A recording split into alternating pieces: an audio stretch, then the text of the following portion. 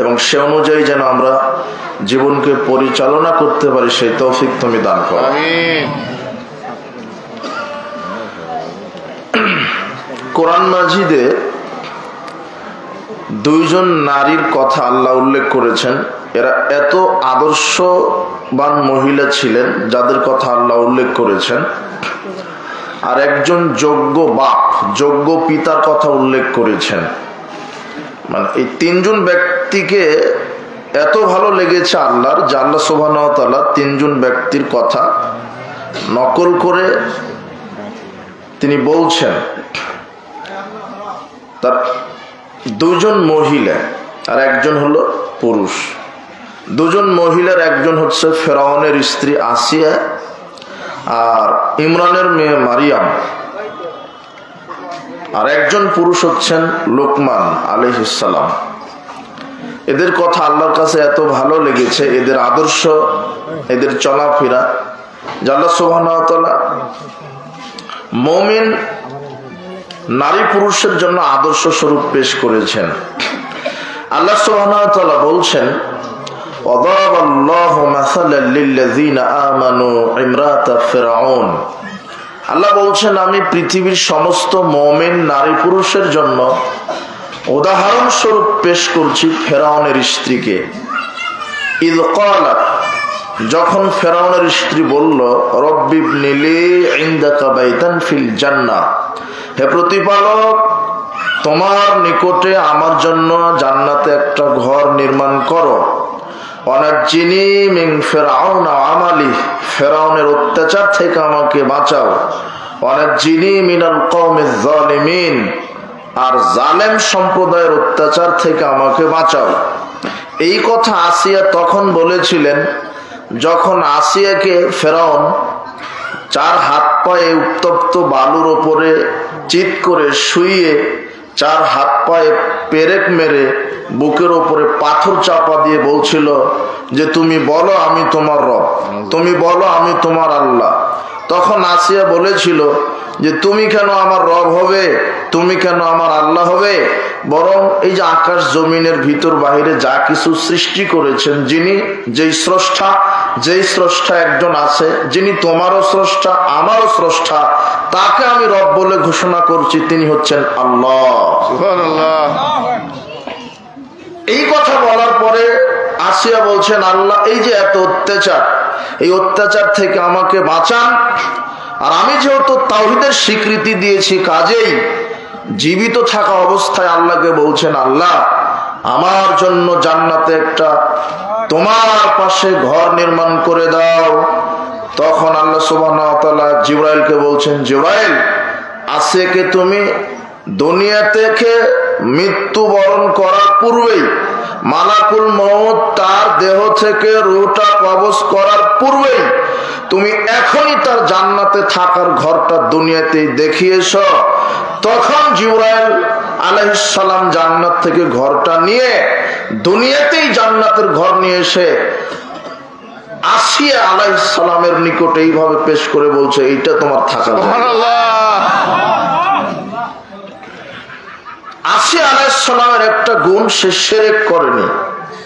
চার হাত পায়ে পেরেক ঢুকিয়ে বুকের ওপরে পাথর চাপা দিয়ে উত্তপ্ত বালুর ওপরে শুয়ে স্বৈরাচারী আল্লাহদ্রোহী সীমালঙ্ঘনকারী সন্ত্রাসী শাসক ফেরাউন তার স্ত্রীর উপরে জুলুম করে বলছে, সারা পৃথিবীবাসী আমাকে রব বলে স্বীকার করুক না করুক, আমার যারা কর্মী বাহিনী আছে তারা আমাকে রব বলে মানে, আমাকে রব বলে স্বীকৃতি দেয়, শুধু তুমি আমার স্ত্রী, তুমি আমাকে রব বলে স্বীকৃতি দিচ্ছ না কেন?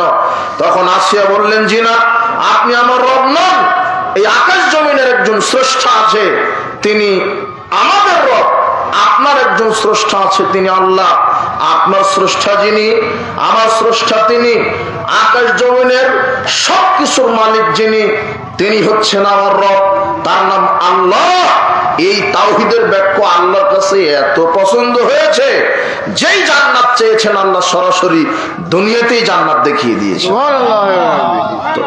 আপনি যদি এইভাবে তাওহীদের উপরে থাকেন, অন্তত দুনিয়াতে যদি জান্নাত না দেখান, তাহলে বিচার মাঠে আল্লাহ আপনাকে জান্নাতে প্রবেশ করাবেই করাবে। আসিয়া আলাইহিস সালাম বললেন, আল্লাহ আমার কাছে তোমার নিকটে আমার জন্য জান্নাতে একটা ঘর নির্মাণ করো। এটা আসিয়া আলাইহিস সালামের দৃষ্টান্ত আল্লাহ উল্লেখ করেছেন। এরপর আল্লাহ সুবহানাহু ওয়া তাআলা বলছেন, মারইয়াম ইবনাত ইমরান। এরপরে দ্বিতীয় যে মহিলার আদর্শ দৃষ্টান্ত উদাহরণ উল্লেখ করে বলছেন, পৃথিবীর মানুষ শোনো, ইমরানের মেয়ে মারইয়ামের কথা স্মরণ করো। আল্লাতী আহসানাত ফারজাহা, মারইয়াম আলাইহিস সালাম নিজের লজ্জাস্থানকে হেফাজত করেছে। বেহায়ের মতো নির্লজ্জ, বেশরমা, বেহায়া হয়ে, বেপর্দা হয়ে চলেনি। নিজের ইজ্জত সম্ভ্রমকে মানুষের নিকট থেকে হেফাজতে রেখেছে, শয়তানের নিকট থেকে হেফাজতে রেখেছে। এইভাবে বেপর্দায় চলেনি, বেশরমা হয়ে চলেনি। আল্লাহ নিজে কোরআন মাজিদে মারইয়াম আলাইহিস সালামের চরিত্রের সার্টিফিকেট দিয়ে বলছেন, আল্লাতী আহসানাত ফারজাহা। পৃথিবীর মানুষ শোনো, মারইয়াম হচ্ছে এমন মেয়ে যে তার ইজ্জত আবরুকে, যার লজ্জাস্থানকে হেফাজতে রেখেছে।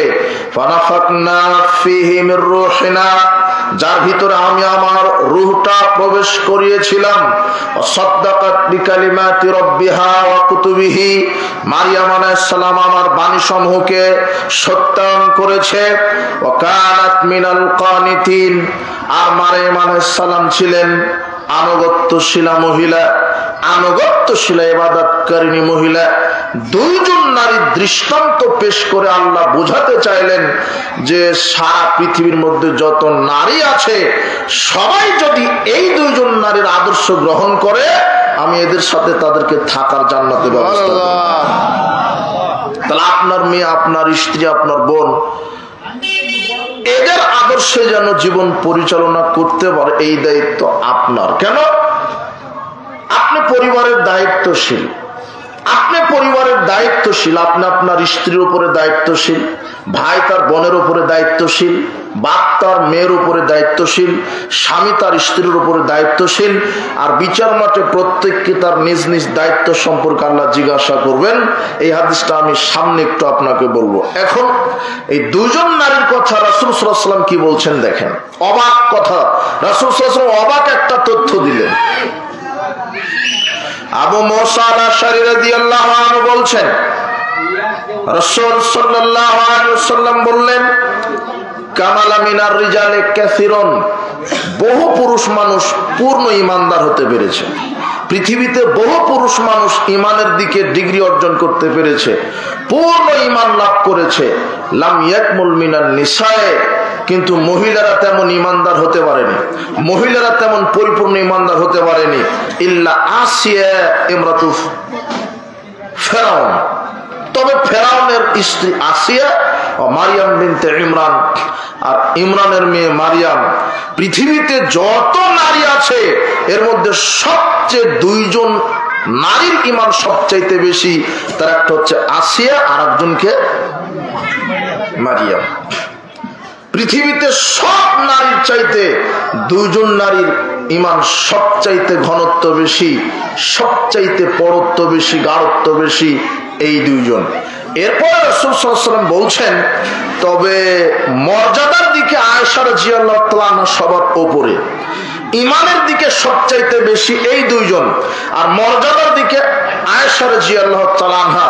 রাসূল সাল্লাল্লাহু আলাইহি ওয়াসাল্লাম বলেছেন, ইন্না ফাদলা আয়েশা আলান নিসায়ে কাফাদলিস সারিদ আলা সাইরিত তাআম।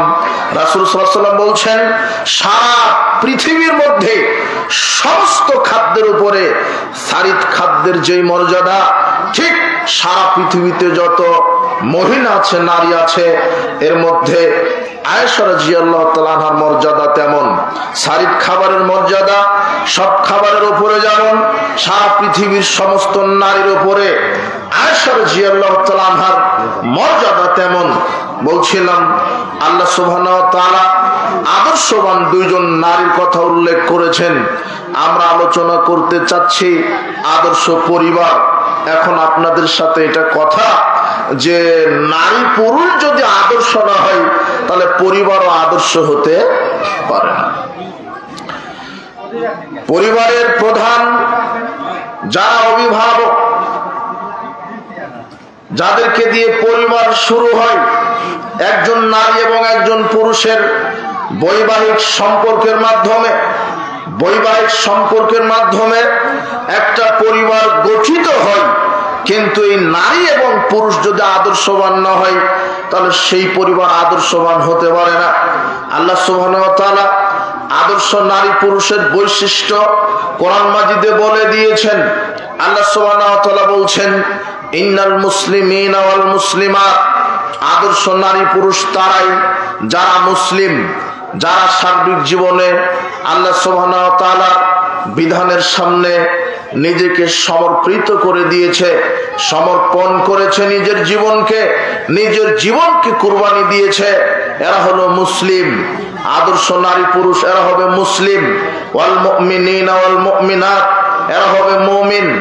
মুমিন নারী, মুমিনা, মুমিন নারী, মুমিন পুরুষ। আল্লাহ সুবহানাহু ওয়া তাআলা বলছেন, ওয়াল কানিতিনা ওয়াল কানিতাত, এরা হবে বিনয়। আদর্শ নারী পুরুষ হবে বিনয়, আদর্শ নারী পুরুষ হবে বিনয় আনুগত্যশীলা। আদর্শ নারী পুরুষ হবে আনুগত্যশীলা। আদর্শ নারী পুরুষ হবে মুসলিম। আদর্শ নারী পুরুষ হবে মুমিন। আদর্শ নারী পুরুষ হবে আনুগত্যশীলা। এরপরে আল্লাহ সুবহানাহু ওয়া তাআলা বলছেন, ওয়াস-সাদিকিনা ওয়াস-সাদিকাত, এরা সত্যবাদী হবে, মুমিন হবে, মুসলিম হবে, আনুগত্যশীল হবে, এরা সত্যবাদী হবে। ওয়াস-সাবিরিনা ওয়াস-সাবিরাত, এরা ধৈর্যশীল হবে। ওয়াল খাশিঈনা ওয়াল খাশিআত, এরা ভীতি মিশ্রিত অবস্থায় ইবাদত করবে, এরা ভীতি মিশ্রিত অবস্থায় চলবে, আল্লাহ ভীতি নিয়ে চলবে। এগুলো আল্লাহ সুবহানাহু ওয়া তাআলা মুমিন আদর্শ নারী পুরুষের বৈশিষ্ট্যের কথা কোরআন মাজিদে বলছেন। এরপরে তিনি বলছেন, ওয়াল মুতাসাদ্দিকিনা ওয়াল মুতাসাদ্দিকাত, এরা দানশীল হবে। ওয়াস-সায়িমিনা ওয়াস-সায়িমাত, এরা সিয়াম পালনকারিনী হবে, এরা সিয়াম পালনকারী হবে। আদর্শ নারী পুরুষ এরা সিয়াম রাখবে। আদর্শ নারী পুরুষ এরা দান সাদাকা করবে। আদর্শ নারী পুরুষ ওয়াল হাফিজাতু ফুরুজাহুম লিল হাফিজাত, এরা লজ্জাস্থানের হেফাজত করবে। ওয়াল যাকিরিনাল্লাহা কাসীরা ওয়াল যাকিরাত, এরপরে আল্লাহ বলছেন এরা জিকিরকারী হবে। উল্লেখিত আয়াতে অনেক কয়টা আদর্শ আল্লাহ সুবহানাহু ওয়া তাআলা নিজে বলে দিলেন। আদর্শ নারী পুরুষ হতে গেলে এই আদর্শগুলি থাকবে। এক, সে মুসলিম হবে। মুসলিমকে যে ঈমান এনেছে, কালেমা শাহাদাত পাঠ করে আল্লাহর বিধানের পাবন্দী হয়, আল্লাহর বিধানকে মেনে চলে, এগুলি আনুগত্যের দিকে মুসলিম। আর দুনিয়াতে মানুষের উপরে মানুষ মুসলমান পরিচয় পাবে তখন। আল্লাহর নবী বলছেন, আল মুসলিমু মান সালামাল মুসলিমুনা মিন লিসানি ওয়া ইয়াদিহি, ওই ব্যক্তি মুসলিম যার মুখ এবং হাত থেকে আরেকজন মুসলিম নিরাপদে থাকে। মানে হাত দিয়ে আপনি কারো অন্যায় করতে পারবেন না, মুখ দিয়ে কাউকে গালি দিবেন না, কারো গীবত করবেন না, কাউকে অভিশাপ দিবেন না, কারোর সাথে ঝগড়া করবেন না। এটা হলো মুসলিমের পরিচয়। যারা মুখ দিয়ে অসাধু বাক্য ভাষা, অশ্লীল ভাষা প্রয়োগ করে, যারা গীবত করে, যারা মানুষকে গালি দেয়, যারা প্রতিবেশীর সাথে ঝগড়া করে, এরা মুমিন নয়, এরা মুসলিম নয়। বরং মুসলিম পরিচয় দেওয়ার পরেও যে ব্যক্তি মানুষকে মুখ দিয়ে কষ্ট দিবে, যে ব্যক্তি মুখ দিয়ে মিথ্যা কথা বলবে, যে ব্যক্তি, যে নারী, যে মহিলা এই মুখ দিয়ে কারো গীবত করবে, কাউকে গালি দিবে, কাউকে অভিশাপ দিবে, কারোর সাথে ঝগড়া করবে, তার বিচার মাঠে পরিণাম হবে জাহান্নাম। দেখেন, এই যে গালি দেওয়াটা, এই যে গীবত করাটা, এর কত ঘনত্ব, এর কত বড় পাপ। আশ্চর্য কথা, শত শত নেক আমল একটা গীবতের কাছে কিছুই না। একটা গীবত করেছেন আর শত শত নেক আমল, শত শত নেক আমল দিয়ে জান্নাত হবে না। হাদিসটা আপনি ওইভাবে বুঝেছেন কিনা দেখেন তো। আল্লাহর নবীর কাছে একজন ব্যক্তি গিয়ে বলছেন, আল্লাহর নবী, ইন্না ফুলানাতা তুসকারু মিন কাসরাতি সালাতিহা ওয়া সিয়ামিহা ওয়া যাকাতিহা। আমি একজন মহিলা সম্পর্কে জানি যে মহিলাটা বেশি বেশি সালাত আদায় করে, বেশি বেশি সিয়াম রাখে, বেশি বেশি দান সদকা করে, তবে মহিলাটি মুখ দিয়ে প্রতিবেশীকে কষ্ট দেয়, মুখ দিয়ে প্রতিবেশীকে গালি দেয়, মুখ দিয়ে প্রতিবেশীর গীবাত করে, মুখ দিয়ে প্রতিবেশীর সাথে ঝগড়া করে, তখন আল্লাহর নবী বলছেন হিয়া ফিন্নার, ওই মহিলা তো জাহান্নামে থাকবে। অপরাধ একটা আর নেকির কাজ কয়টা? কথা বুঝেন নেব না, এই যে বুঝেছে। সালাত, সিয়াম, সাদাকা এগুলি তো ফরজ পালন করে, বেশি বেশি করে, মানে নফলও করে। ফরজ সিয়াম তো রাখে, নফল সিয়ামও রাখে, যাকাত তো দেয়, সাধারণ দানও দেয়, 5 ওয়াক্ত সালাত আদায় করে, তাহাজ্জুদ পড়ে। তাই তো হাদিসে এসেছে কাসরাতু, বেশি বেশি সালাত আদায় করে মানে তাহাজ্জুদ পড়ে, সব বেশি বেশি আমল করে, কিন্তু অপরাধ কয়টা? একটা, কি? গীবত অথবা ঝগড়া অথবা গালি অথবা মিথ্যা কথা। মুখ দিয়ে আঘাত দেওয়া মানে কি? একজনের ব্যাপারে মিথ্যা কথা বললেন, তাহলে ওকে আঘাত দিলেন না? একজনকে গালি দিলেন, আঘাত দিলেন না? একজনকে অভিশাপ দিলেন, আঘাত দিলেন না? একজনের সাথে তর্ক ঝগড়া করলেন, আঘাত দিলেন না? অপরাধ একটা, কিন্তু নেকির কাজ তো অনেক। কিন্তু নেকির কাজ যতই হোক, এটা এমন একটা মুখের পাপ যার পরিণাম কি? জাহান্নাম। এই জন্য আল্লাহ সুবহানাহু ওয়া তাআলা আদর্শ নারী পুরুষের বর্ণনা আল্লাহ সুবহানাহু ওয়া তাআলা নিজে কোরআন মাজিদে দিয়েছেন। তিনি বলছেন আদর্শ নারী পুরুষ তারা মুসলিম হবে। আর মুসলিমকে যার মুখ থেকে আরেকজন মুসলিম নিরাপদ, যার হাত থেকে আরেকজন মুসলিম নিরাপদ, এ হলো মুসলিম। এরপরে মুমিন, মুমিনকে যে খারাপ কাজ থেকে বিরত থাকে আর নেকির কাজে প্রতিযোগিতা করে। মুমিন মানে ঈমান এনেছেন, আল্লাহকে বিশ্বাস করেন, নবীকে বিশ্বাস করেন, পরকালকে বিশ্বাস করেন। ঈমানের অনেক দিক এবং বিভাগ, এগুলি তো ঈমান ঠিক আছে, কিন্তু প্রকৃত ঈমানদার ঈমানের ভিতরে যে শিরক ঢুকাবে না, শিরক ঢুকালে তার ঈমান নষ্ট হবে। আর তাকওয়ার দিকে আপনার ঈমানের ঘনত্ব তখন হবে যখন আপনি খারাপ কাজ থেকে বিরত রেখে ভালো কাজের প্রতিযোগিতা করবেন। দেখেন আল্লাহর নবী একজন রাসূল সাল্লাল্লাহু আলাইহি ওয়াসাল্লামকে একজন সাহাবী জিজ্ঞাসা করছেন মাল ঈমান, আল্লাহর নবী ঈমান কাকে বলে? তখন আল্লাহর নবী বলছেন ইজা সাররাতকা হাসানাতকা ওয়া সাআতকা সাইয়্যাতকা। শোনো, যখন তোমাকে ভালো কাজ আনন্দ দিবে আর পাপের কাজ তোমাকে কষ্ট দিবে, ফান্তা মুমিন, তখন মনে রাখবে যে আমার ঈমান ঠিক আছে। যখন ভালো কাজ আমাকে তৃপ্তি দিবে, মানে ফজরের সালাত আদায় করা আমাকে তৃপ্তি দিবে, 5 ওয়াক্ত সালাত আদায় তৃপ্তি দিবে, জিকির করার পরে মনটা তৃপ্তি পাবে, কোরআন তেলাওয়াত শেষে আমার অন্তরটা ঠান্ডা হবে, জিকির করার পরে আমার অন্তরটা সিক্ত হবে, সিয়াম রাখার পরে আমার অন্তরটা সিক্ত হয়ে যাবে, যখন ভালো কাজ দান করার পরে আমার অন্তরটা সিক্ত তৃপ্ত হয়ে যাবে, তখন বুঝতে হবে আমার ঈমান কি আছে, ঠিক আছে। আর যখন খারাপ কাজ আমাকে কষ্ট দিবে, গান বাজনা যার সহ্য হবে না, মাদক সেবন করা যার সহ্য হবে না, জুয়া লটারি গীবাত পরনিন্দা পাপের কাজ যখন আপনাকে কষ্ট দিবে, তখন মনে করতে হবে যে আমার ঈমান ঠিক আছে। কিন্তু সমাজে তো ঘটনা উল্টা, নেকির আমল, সব আমল মানুষকে এখন কষ্ট দেয়, আর খারাপ আমলে মানুষ তৃপ্তি সহকারে উপভোগ করে। একজনকে বলেন ভাই সালাত আদায় করেন, আরে যা সালাত, এখন আমার সালাত ঠিক না থাকতে পারে, ওর ঈমান ঠিক আছে। কথা বুঝে নিব না। একজন মেয়েকে বলেন রাস্তা দিয়ে ল্যাংটা হয়ে চলছে যায়, মেয়ে পর্দা করতে হবে, ও বলছে আমার বাপের পোশাক কিনেছি টাকাতে, তোমার কি?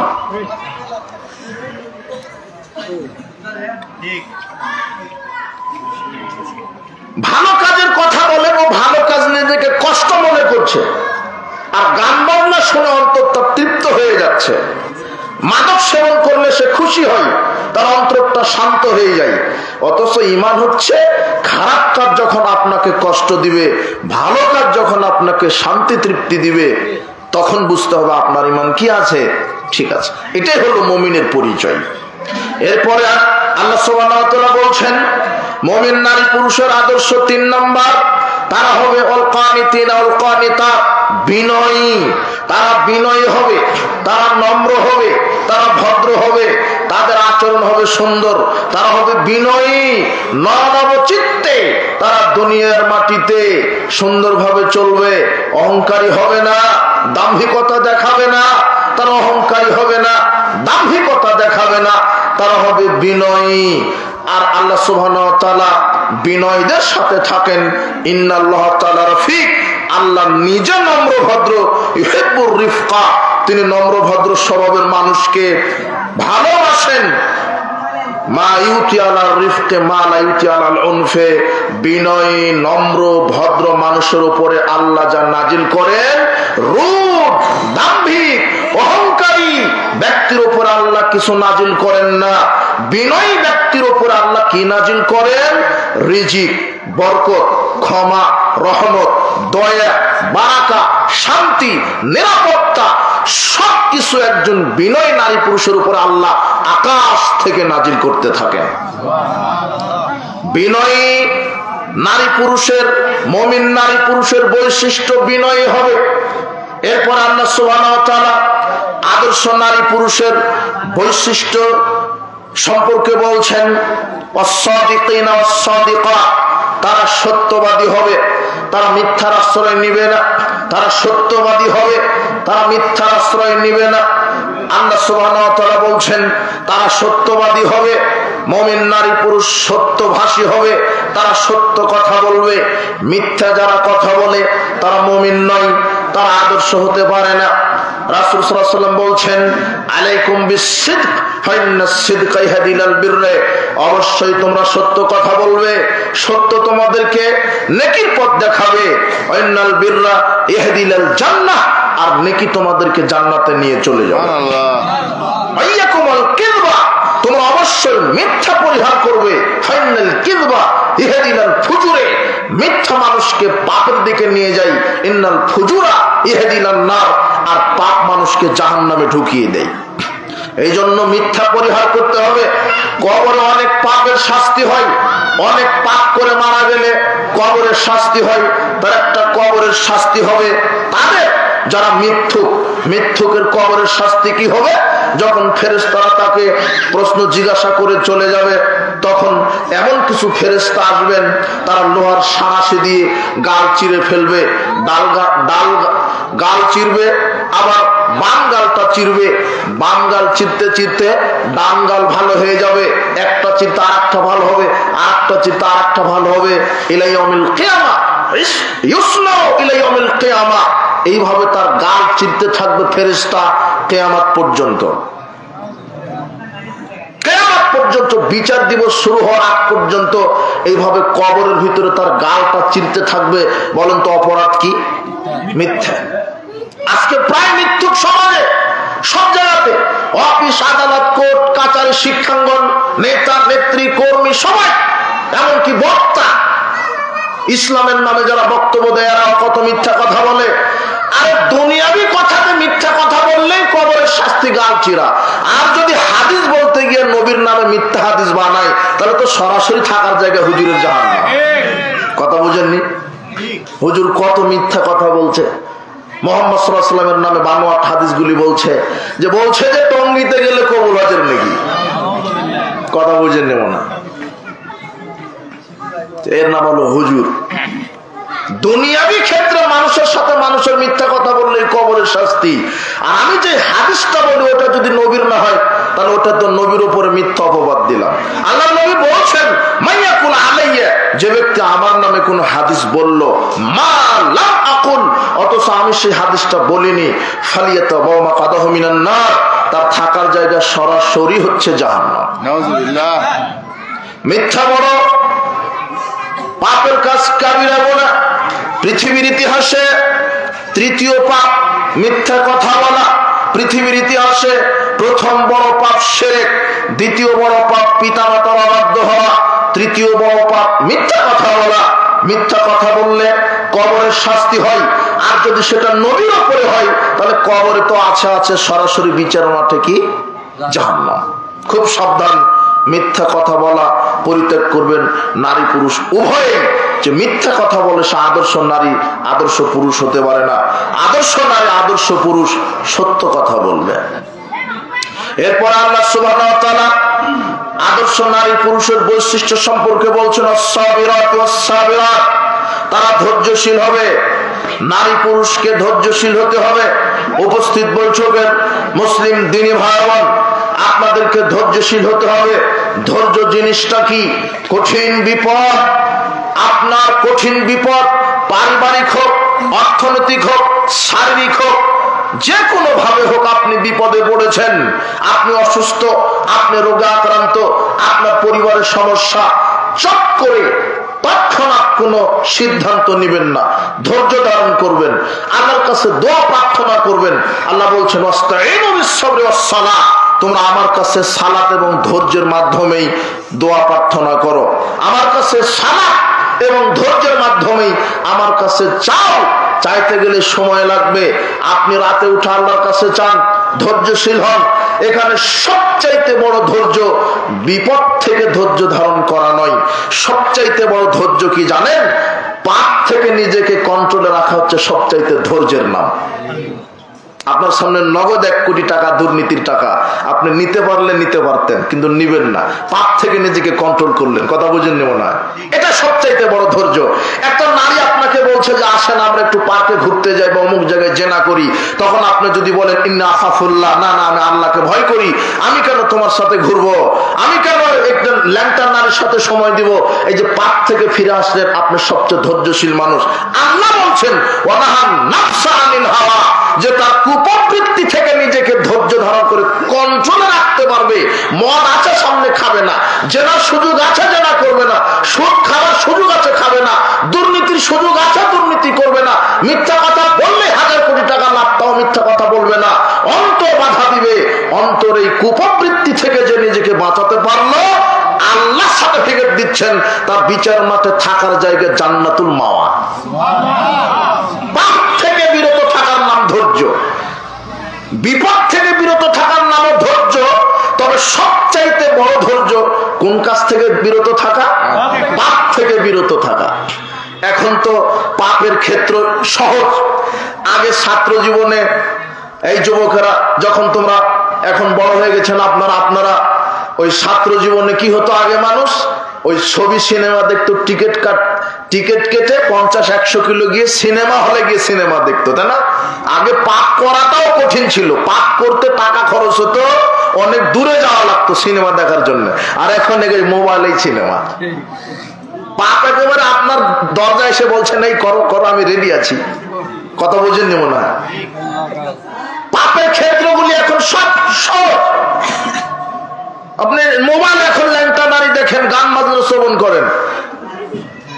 মিথ্যা কথা বলা লাগলো 2 দিন পরে গিয়ে বলতে পারতেন, ভাই আগামীকাল আপনার সাথে সাক্ষাৎ করার কথা ছিল, কিন্তু আমি তো ছিলাম রাজশাহী, কিন্তু এখন মোবাইলের নগা থেকে বলছেন আমি এখন রাজশাহী।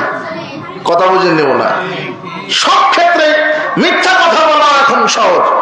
মানে পাপের ক্ষেত্রগুলো আপনার সামনে দরজা এসে বলছেন এই যে আমি রেডি, তখন আপনাকে বলতে হবে যে তুমি যত রেডি থাকো, পাপ আমি আল্লাহকে ভয় করি, আমি পাপ করব না। এই কথাই আল্লাহ বলছেন ওয়ানাহান নাফসা আনিল হাওয়া, যে পাপ থেকে নিজেকে ধৈর্য রাখলো, ফাইনাল জান্নাতা হিয়াল মাওয়া, আমি তার জন্য জান্নাতুল মাওয়া ওয়াজিব করে দিলাম। ধৈর্য, এর নাম ধৈর্য। আর ধৈর্য কি? গাভী মারা গেছে, ফসল নষ্ট হয়েছে, আপনার ছেলে অসুস্থ, মেয়ে অসুস্থ, স্ত্রী অসুস্থ, ধৈর্য ধারণ করেন, আমার কাছে বলেন, আমার কাছে সাহায্য চান। সকালে আপনার স্ত্রী ফুটফুটে নয়নের পুতুলি স্বর্ণের টুকরা একটা ছেলে সন্তান জন্ম দিয়েছে, সকালেই আপনাকে খবর দিল আপনি ছেলে সন্তানের বাবা হয়েছেন, বলবেন আলহামদুলিল্লাহ। 2 মিনিট পরে আবার খবর দিয়ে বলছে আপনার ছেলে তো এখনই মারা গেল, তখন আপনি বলবেন আলহামদুলিল্লাহ। তখনও কি? আগে আলহামদুলিল্লাহ। রাসূল সাল্লাল্লাহু আলাইহি ওয়াসাল্লাম বলছেন আল্লাহ সুবহানাহু ওয়া তাআলা ফেরেশতাদেরকে ডেকে বলেন, যখন কোন অভিভাবকের সন্তানকে আল্লাহ কেড়ে নেন, তখন আল্লাহ ফেরেশতাকে বলে, মালাকুল মউতকে বলে, হা তুমি কি আমার ওই যে পিতার ওই যে কলিজার ধনকে তুমি উঠিয়ে নিলে? তো হ্যাঁ, আপনি তো অর্ডার করেছিলেন, উঠিয়ে নিলাম। আচ্ছা, তুমি যখন তার ওই দুধের বাচ্চাকে, নবজাতক শিশুকে উঠিয়ে নিলে আমার হুকুমে, তখন ওই ছেলের বাপ অথবা মা কি বলল? তো আল্লাহ, এদের তো অনেক ঈমান, এরা ভাঙেনি, এরা ধৈর্যশীল ছিল, এরা প্রথমে বলেছে আলহামদুলিল্লাহ। কেন? বাচ্চা দিয়েছেন আপনি, নিয়েছেন আপনি, আমার দিতে পারেন আপনি। এই আকীদা মুমিনের ছিল। আজাবুল নামরিল মুমিন, মুমিন নারী পুরুষ সহজে বিগড়ে যায় না। কথা বুঝেননি মনে হয়? যারা মুমিন তারা বিগড়ে যায় না। 1 কোটি টাকা লস হয়েছে, আবার 5 কোটি টাকা দিতে পারেন কে? একটা ছেলে আমার মারা গেছে, আরো 10টা দিতে পারে কে? তাহলে মুমিন বিগড়ে যায় না। অসুস্থ হয়েছি, সুস্থতা করতে পারে কে? অথবা মারাই গেলাম, কেন? মুমিনের জন্য দুনিয়া হলো মুসাফির খানা। আপনি ট্রেনের টিকিট কেটেছেন, এই যে সান্তাহার পাশেই আপনার রেল স্টেশন, টিকিট কেটেছেন রাত 2টার, রাত 2টার টিকিট, ঢাকাতে যাবে রাত 2টায়। আপনি রাত 12টায় গিয়ে বসে আছেন, 2 ঘন্টা ধরে অপেক্ষা করছেন ওয়েটিং রুমে। যখন 2টা বাজবে, ট্রেন চলে আসবে, আর 1 মিনিট আপনি থাকতে পারবেন? কথা বুঝে নেব না। ঠিক দুনিয়া হলো আপনার ওয়েটিং রুম। যখন আল্লাহর পক্ষ থেকে মৃত্যুর ডাক চলে আসবে, 1 সেকেন্ড থাকা যাবে না। এটা হলো মুমিনের বিশ্বাস। এই জন্য মুমিন মৃত্যুকে নিয়ে ঘাবড়ায় না। এমন ভাবে নিজেকে তৈরি করুন, আমার বেঁচে থাকাও যেন যা হয়, মৃত্যুবরণ করাটাও যেন তাই হয়। এমন ভাবে তৈরি করুন। আমার বেঁচে থাকা কি, মরে যাওয়া কি? কারণ আমার জীবন তো এই দুনিয়ায় চিরস্থায়ী নয়। আমার জন্য চিরস্থায়ী জীবন পরকাল। আমার আসল ঠিকানা পরকাল। আমি অযথা এই 2 সেকেন্ডের দুনিয়াতে এসে এত মাতবাড়ি, বাহাদুরি, হিংসা, প্রতিহিংসা, এটা হলো বোকামির কাজ। শোনেন, পৃথিবীর ইতিহাসের সবচাইতে বোকা মানুষ, পৃথিবীর ইতিহাসের সবচাইতে ইতর নিম্ন শ্রেণীর মানুষ তারা যারা 60-70 বছর প্রাধান্য দিতে গিয়ে অসীম পরকালকে যারা ভুলে থাকে। এদের মতো দ্বিতীয় ইতর শ্রেণীর মানুষ পৃথিবীতে নেই। আমি তো থাকবো 60-70-100 বছর, এরপরে চলে যেতে হবে। এরপরে কোথায় যেতে হবে? চলে যেতে হবে। মুমিনের জন্য আসল ঠিকানা কি? পরকাল, জান্নাত। আল্লাহ, তুমি আমাদের প্রত্যেককে জান্নাতুল ফেরদাউসের মেহমান হিসেবে কবুল করে নাও। আমিন, আল্লাহুম্মা আমিন। মুমিনরা ঘাবড়ায় না। রাসূল সাল্লাল্লাহু আলাইহি ওয়াসাল্লাম, আমি মুমিনের জীবন চক্র দেখে আশ্চর্য হয়ে যাই। যখন সুস্থ থাকে তখনও বলে আলহামদুলিল্লাহ, যখন বিপদে পড়ে তখনও বলে আলহামদুলিল্লাহ। এটা মুহাম্মদ সাল্লাল্লাহু আলাইহি ওয়াসাল্লামের বক্তব্য। আমি অবাক হয়ে যাই মুমিনের ঈমানের গতি দেখে, অবাক। যখন সুখে আছে তখনও বলে আলহামদুলিল্লাহ, যখন না খেয়ে আছে তখনও বলে আলহামদুলিল্লাহ। আমি অবাক হয়ে যাই এদের ঈমানের গতি দেখে। আল্লাহর নবী মুমিনের ঈমানের গাঢ়ত্ব দেখে আল্লাহর নবী নিজে অবাক হয়ে যান, যে আমি মুমিনের চলাফেরা দেখে অবাক হয়ে যাই। আর আল্লাহ বলছেন, আচ্ছা, তার সন্তানকে যখন তোমরা কেড়ে নিলে তখন তে কি বলল? তখন ফেরেশতা বলে, আল্লাহ প্রথমে আপনার প্রশংসা করেছে, তারপরে বলেছে ইন্না লিল্লাহি ওয়া ইন্না ইলাইহি রাজিউন। তখন আল্লাহ বলে, ঠিক আছে, ওর পিতামাতার জন্য জান্নাতে প্রশংসার ঘর নির্মাণ করে দাও। সুবহানাল্লাহ। এটা ধৈর্যের প্রতিদান। আরেকটা ধৈর্য কি? মানুষের সাথে ঝগড়া করবেন না, গীবত করবেন না। আরেকটা ধৈর্য কি? বালা মুসিবত, রোগ শোক আছে, আপনি আল্লাহর উপরে ভরসা করেন। আল্লাহ সুবহানাহু ওয়া তাআলা পৃথিবীতে আশ্চর্য 2টা আমল আছে। পৃথিবীতে আশ্চর্য 2টা আমল আছে। যেই 2টা আমলের 3টা আমল আছে পৃথিবীতে, আশ্চর্য 3টা আমল, যেই 3টা আমল করলে নেকি হবে না। 3টা আমল, অথচ আমলের জগতে সবচাইতে দামি আমল, কিন্তু নেকি হবে না। তার এক, ওইটা আপনি জানেন, সেটা হলো সিয়াম। সিয়ামের কি নাই? আল্লাহ বলছেন, ফাইন্নাহু লি ওয়া আনা আজজি বিহি। সিয়াম আমার জন্য রাখবে, আর সিয়ামের প্রতিদান আমি নগদ দিব। সেটা কি? সরাসরি জান্নাত।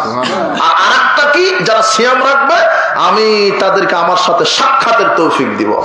তারা আমাকে দেখতে পাবে, যে আল্লাহর জন্য রাত জেগে তাহাজ্জুদ পড়ছেন, দান করছেন, সালাত আদায় করছেন, সিয়াম পালন করছেন, সে আল্লাহকে দেখতে মন চাচ্ছে না? সিয়ামের প্রতিদান আল্লাহকে দেখা যাবে। আরেকটা আমল আছে, আল্লাহর নবী বলছেন, কেউ যদি ফজর এবং আসর ঠিক ঠিক সময় আদায় করে, ফজর এবং আসর আসর যদি ঠিক ঠিক সময় আদায় করে সে সরাসরি আল্লাহ সাক্ষাৎ পাবে। কিন্তু এই দুইটা সালাত শয়তান আপনাকে কি করে, ও বলছে যে ঘুমাও, 5টায় আসর মেরে দিলেন আপনি। ফজর বলছে যে আরো সময় আছে, তুমি আর একটু ঘুমাও। শয়তান বলে না যে আরো সময় আছে, আর একটু লেপ মুড়ি দিয়ে থাকো, আল্লাহর সাথে সাক্ষাৎ করতে দিবে না। বলছিলাম 3টা আশ্চর্য আমল, যে আমলের নেকি নাই, প্রতিদান জান্নাত, তার একটা সিয়াম। 2 সবর, ধৈর্য। 2 নম্বর কি? ধৈর্য। আল্লাহ বলছেন ইবনে আদম, হে আদমের সন্তান, ইন সবারতা ওয়াহতাসাবতা ইনদা সাদমাতিল উলা, হে আদমের নারী সন্তানেরা, নারী পুরুষ, শোনো, তোমরা যদি প্রথমে ধৈর্য ধারণ করতে পারো, প্রথমে বিপদ এসেছে কোনো প্রতিশোধ নেওয়া ছাড়াই, আপনি ইচ্ছা করলে মামলা করতে পারতেন, দোষ ওরই, কিন্তু আপনি মামলা করলেন না, আপনি আল্লাহর কাছে বিচার দিবেন। কথা বুঝেননি? বোকা মানুষেরা থানায় গিয়ে মামলা করে, সপ্তাহে হাজারি দিতে হয়, টাকা দিতে হয়, অমুক তারিখে ধরো, এই করো সেই করো। আরে মামলা এখানে দিলেন কেন? এই হারামখোর দুর্নীতিবাজদের দিকে মামলা দিলেন কেন? মামলা দিবেন আল্লাহর কাছে, উনি কবুল করবেন আপনার মামলা। উকিলকে মাসে মাসে টাকা দিতে হবে, উকিল বলবে এই তারিখ নয় ওই তারিখ, সব এক একটা ধান্দাবাজেরা, ওদেরকে দিতে গেলেন কেন? এক কাঠা জমি নিয়ে দ্বন্দ্ব, আপনার চাচা আর বাপের মধ্যে, তোমার বাপ চাচা 1 কাঠা জমি নিয়ে দ্বন্দ্ব, মামলা করেছে, তুমি বুড়া হয়ে গেছো, তো মামলা এখনো শেষ হয়নি, এর নাম হলো মামলা। তো মামলা করে হলো গাধা যারা, তারা মামলা করবে দুনিয়াতে, অথচ মামলা করতে হবে কার কাছে? আল্লাহর কাছে। আল্লাহর কাছে মামলা করবেন, প্রতিশোধ নেবেন না, ক্ষমা করা শিখুন। অথবা ক্ষমা যদি নাও করতে পারেন, আল্লাহকে বলবেন আল্লাহ তুমি ফয়সালা করে দিও। কথা বুঝেন নেব না, এটা হলো ধৈর্য। আল্লাহ বলছেন ধৈর্যশীল হও, তুমি ধৈর্য ধরো। তুমি যদি ধৈর্য ধারণ করতে পারো, লাম আরদালাকা সাওয়াবান, আমি তোমাকে নেকি দিয়ে ছোট করব না, আমি তোমাকে নেকি দিয়ে সন্তুষ্ট হব না। দুনাল জান্নাহ, ধৈর্যের প্রতিদান আমি সরাসরি জান্নাত দিব তোমাকে। ধৈর্যের নেকি নাই, ধৈর্যের প্রতিদান সরাসরি কি? জান্নাত। এজন্য মুমিন নারী পুরুষের বৈশিষ্ট্য হবে তারা ধৈর্যশীল হবে। ধৈর্য বক্তব্য তো শুনলেন, ধৈর্য কি? সেই ধৈর্য কি খায় না পরিধান করে? এটাই তো জানেন না। আপনার স্ত্রীকে বলেন যে একটু ধৈর্যশীল হোক, কিসের ধৈর্যশীল? ও যে প্রতিবেশীর একটা ছাগলে বেগুনের গাছ খেয়ে নিয়েছে, 2 ঘন্টা গালি দিয়েছে, তারপরে বলছে যাক এখন ধৈর্য ধরি। কথা বুঝে নেব না। আপনি আবার অফিস থেকে আপনি আরো 2 ঘন্টা মেরে দিলেন, দিয়ে বলছেন যে থাক হয়েছে 4 ঘন্টা, আর করবো না, ধৈর্য ধরো। তো এর নাম তো ধৈর্য নয়। কথা বুঝে নেব না।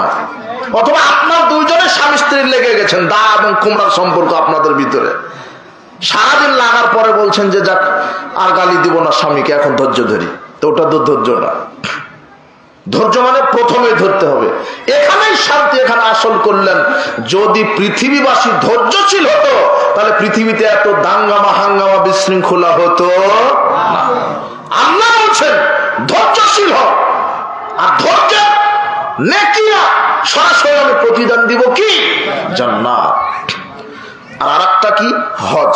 আরেকটা কি? হজ। হজ্জুল মাবরুর, কবুল হজ, লাইসা লাহু জাযা। রাসূল বলছেন কবুল হজের কোনো নেকি নাই, ইল্লাল জান্নাহ। যার হজটা আল্লাহ কবুল করবেন তাকে সরাসরি প্রতিদান দিবেন জান্নাত। তাহলে 3টা আমল পাওয়া গেল, সিয়াম, ধৈর্য, আরেকটা কি? হজ। যাদের সামর্থ্য আছে হজ করেন, যাদের সামর্থ্য নাই তাদেরকে আল্লাহর নবী একটা আমল শিখিয়ে দিয়েছেন। কি? তাদেরকে বলেছেন যে তোমরা প্রত্যেক ফরজ সালাতের পরে সুবহানাল্লাহ 33 বার বলো, আলহামদুলিল্লাহ 33 বার বলো, আল্লাহু আকবার 34 বার বলো, তাহলে তোমাদেরকেও আল্লাহ কবুল হজের নেকি লিখে দিবেন। মুমিন নারী পুরুষের বৈশিষ্ট্য, তারা ধৈর্যশীল হবে। এরপরে আল্লাহ সুবহানাহু ওয়া তাআলা বলছেন মুমিন নারী পুরুষেরা হবে সিয়াম পালনকারী, তারা সিয়াম পালন করবে। রমাদানের সিয়াম তো রাখবে, এই জার্মানিতে আমরা এখন শাবান মাসে অবস্থান করছি। শাবানের পরে কি রমাদান। রমাদানে তো সিয়াম পালন করবেন, রমাদানে তো সিয়াম পালন করবেন, কিন্তু রমাদানের সিয়াম তো ফরজ। কিন্তু মুমিন নারী পুরুষ আল্লাহ বলছেন তারা এত আদর্শবান পরহেজগার হয়, তারা বেশি বেশি সিয়াম রাখতে প্রতিযোগিতা করে, তারা নফল সিয়াম রাখে, বেশি বেশি নফল সিয়াম রাখবেন। শাবানের সিয়াম সম্পর্কে 2 মিনিট কথা বলবো। তবে মুমিনের আদর্শ আল্লাহ নিজে বলছেন মুমিন নারী পুরুষ বেশি বেশি সিয়াম রাখে, নফল সিয়াম। যেমন আইয়ামে বীজের সিয়াম, প্রত্যেক মাসে আরবি মাসের 13, 14, 15 3টা সিয়াম। রাসূল সাল্লাল্লাহু আলাইহি ওয়াসাল্লাম বলছেন সালাসুম মিন কুল্লি শাহরিন, যেই ব্যক্তি প্রত্যেক মাসের 13, 14, 15 সিয়াম রাখলো, রমাদান ইলা রমাদান কাহাদা কাসিয়ামিদ দাহর, সে যেন 365টা দিনই সিয়াম রাখলো। আর একটা ভালো কাজকে আল্লাহ বাড়িয়ে দিবেন 10 গুণ। আল্লাহর নবী বলছেন 3টা সিয়াম যদি কেউ রাখে তাহলে 3টা সিয়ামকে আল্লাহ 10 দিয়ে গুণ করেন। কয় দিয়ে? তাহলে কত হলো? 30টা। কথা বুঝেন নেব না। রাসূল সাল্লাল্লাহু আলাইহি ওয়াসাল্লাম নগদ বলছেন, শোনো, একটা সিয়াম যদি তোমরা রাখো তাহলে আল্লাহ 10 দিয়ে গুণ দিবেন, তার মানে 110। একটা সিয়াম মানে আল্লাহ তাকে 10 গুণ বাড়াবেন। তাহলে 3টা রাখলে 3 10 30। এখন এই যে 12 মাসে 3 বাড়ান 36, এবং 36 গুণ 10 কত হলো? 360। আর বছর হয় কয় দিনে? চন্দ্র বছরে 360। আল্লাহর নবী বলছেন এই এক কথাই, তোমরা যদি 12 3 বারাং 36টা সিয়াম রাখতে পারো, আল্লাহ তোমাদেরকে 360টা সিয়ামের নেকি লিখে দিবেন। যে প্রত্যেক আরবি মাসের 13, 14, 15 সিয়াম রাখলো, সে যেন সারা বছর সিয়াম রাখলো। এরপরে আসবে আরাফার সিয়াম, যেদিন আরাফার মাঠে হাজিরা অবস্থান করবে, সেটা হলো আরাফার দিন, ইয়াউম আরাফা। আর খায়রু দোয়া মা আরাফা, আরাফার দোয়া শ্রেষ্ঠ দোয়া। আরাফার দিনের সিয়াম রাখবেন 9 জিলহজ। আরাফার দিনের সিয়াম রাখবেন 9 জিলহজ। আরাফার দিনের সিয়াম যদি রাখেন তাহলে কি হবে? রাসূল বলছেন কেউ যদি আরাফার সিয়াম রাখে তাহলে বিগত যে 1 বছর পাপ করেছিল ওটা তো ক্ষমা হবে, আগামীকাল যা করবে অটো ক্ষমা হবে। কথা বুঝেন নি মনে হয়? এটা আরাফার সিয়াম রাখেন। এরপর আশুরের সিয়াম। আশুরের সিয়াম নিয়ত কি রাখবেন? কারবালার নিয়তে রাখলে কিন্তু পাপ হবে। রাখতে হবে কি? আল্লাহ সুবহানাহু ওয়া তাআলা মূসাকে বাঁচিয়ে দিয়েছিলেন, ফেরাউনকে ধ্বংস করেছিলেন। এর শুকরিয়া স্বরূপ আল্লাহকে সন্তুষ্ট করার জন্য সিয়াম রাখবেন। আর আশুরের সিয়াম রাখবেন 2টা। কয়টা? 2টা। 10, 9, 10 অথবা 10, 11। 9, 10 অথবা 10, 11। একটা বাড়িয়ে রাখবেন কেন? ওটা ইহুদিদের বিরোধিতা করার জন্য। রাসূল সাল্লাল্লাহু আলাইহি ওয়াসাল্লাম বলছেন যে ফরজ সিয়ামের পর আল্লাহর কাছে সর্বশ্রেষ্ঠ ফজিলতপূর্ণ সিয়াম হচ্ছে আশুরের সিয়াম।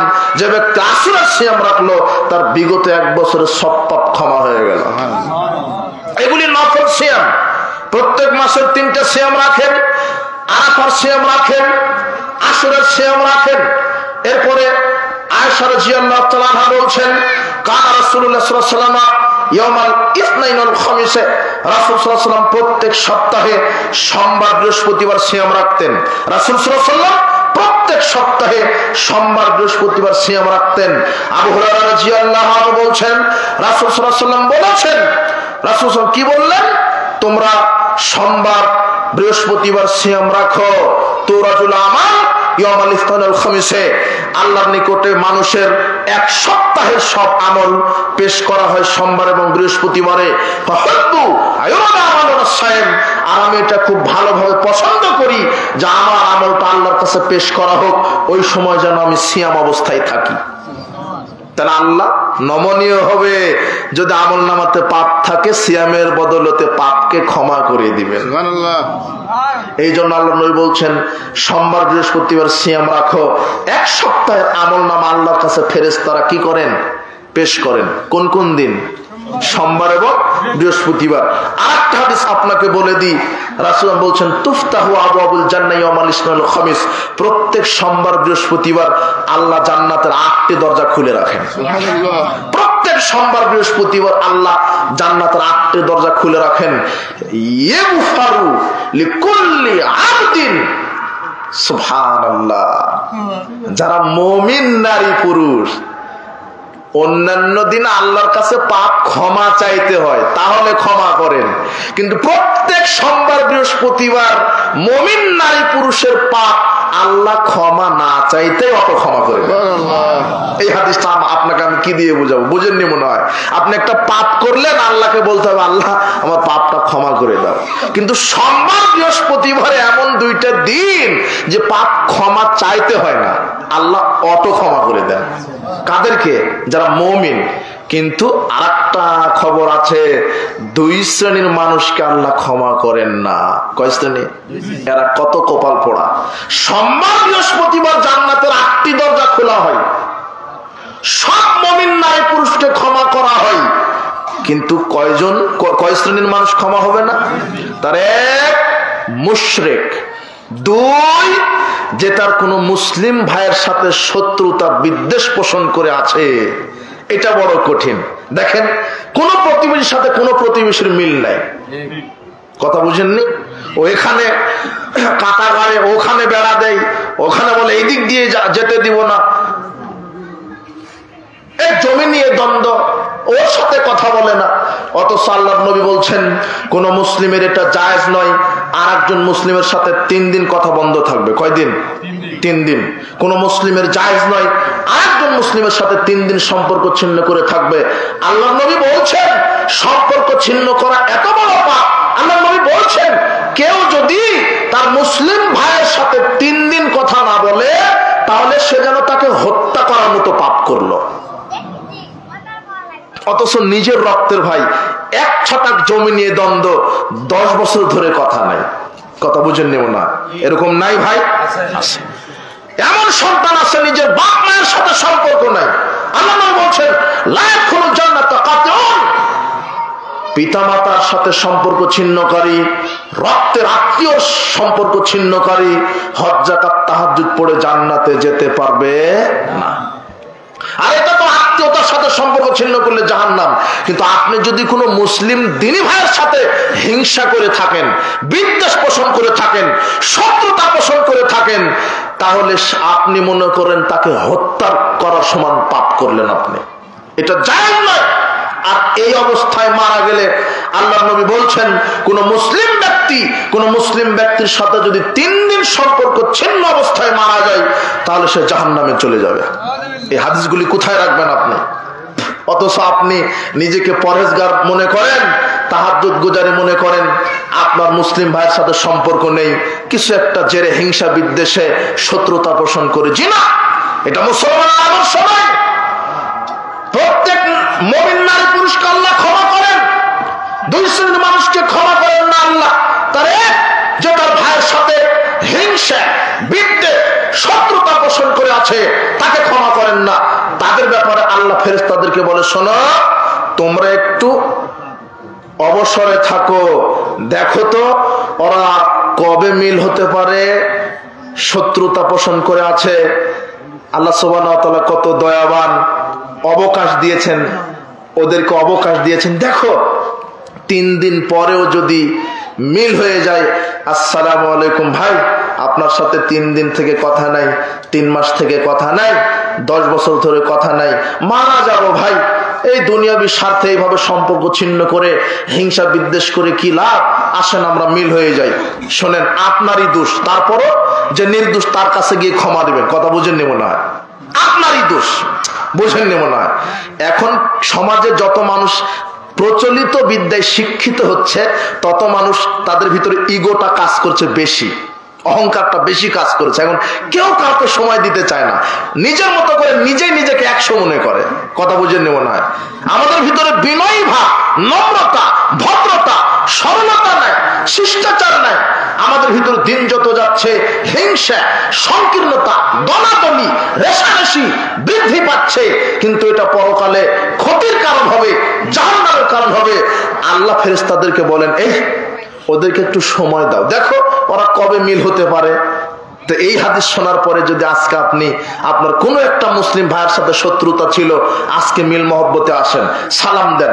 যদি আপনি বলেন যে ভাই আসো আমরা মিল হয়ে যাই, একত্রে কাজ করি, এভাবে সংকীর্ণতা রাখি না, এভাবে আমরা ব্রড মাইন্ডেড হই, মন মানসিকতা সুন্দর তৈরি করি, হিংসা বিদ্বেষ ডাস্টবিনে নিক্ষেপ করি, করি, একসাথে সমাজ কল্যাণের কাজ করি, ইসলামের কাজ করি, আর দলাদলি নয়, রেশারেশি নয়, হিংসা বিদ্বেষ নয়, একসাথে আসি। ভাই আসো তোমার সাথে এখন আমরা একসাথে মিলে যাই। তখন আল্লাহ বলবেন, যা এদের বিগত সব পাপ অটো ক্ষমা করে দাও। মিল হতে হবে।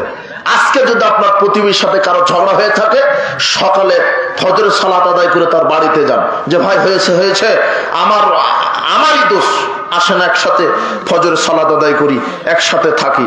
অথচ একই গ্রামে বাস করেন, একই মহল্লায় বাস করেন, দরজাটা খুললে তার সামনে আপনার সাক্ষাৎ হয়, কিন্তু আপনি কথা বলছেন না, হিংসা রেশারেশিতে। সবাইকে ক্ষমা করলে আপনাকে আল্লাহ ক্ষমা করবেন না। কি দিয়ে আপনাকে হাদিস বোঝাবো? কিন্তু এখনই মিল হয়ে যান, এখনই সম্পর্ক ঠিক করেন, নিজের ভাইয়ের সাথে সম্পর্ক ঠিক করেন, নিজের পিতামাতার সাথে, নিজের আত্মীয়তার সাথে, প্রতিবেশীর সাথে সম্পর্ক ঠিক রাখেন। আল্লাহ আপনার বিগত সব পাপগুলি ক্ষমা করে দিবেন।